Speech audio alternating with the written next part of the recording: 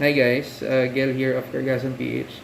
Do you still remember the Chevrolet Suburban 2018 stepboard motor that we unboxed a few weeks ago? So, I'm happy to announce and discuss it to you na okay na siya. Happy naman si client, happy siya sa turnout ng ating parts. And the the the stepboard motor was installed by Gas to Diesel Innovations Antipolo branch headed by Mr. Alex Pineda. Maraming salamat Sir Alex, and I hope marami pa tayong maging collaborations regarding sa ating mga high-end trucks and Ford mostly. So anyway, here's the clip, panoorin nyo na lang. Saan wala sir? So guys, yun yung clip niya.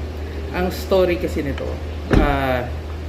every time you open the driver's side, the door on the driver's side, ang mangyayari kasi dapat bababa yung stepboard motor. Okay? Then once you close it, aakyat ulit siya. But in this case, pag inopen mo na siya at sinarado mo ulit, forever na siyang nakababa. And napakadelikado nun. Why? Mabigat yun eh.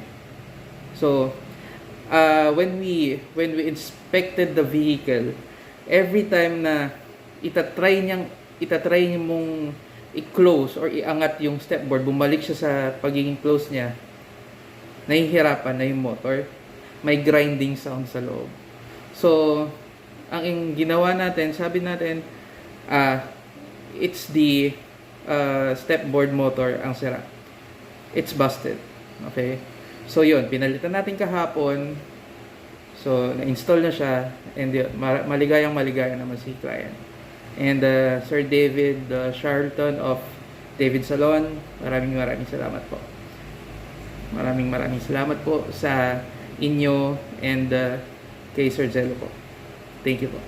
So, if you need car parts or anything, you feel free to comment, or if you need help on something about cars, let us know.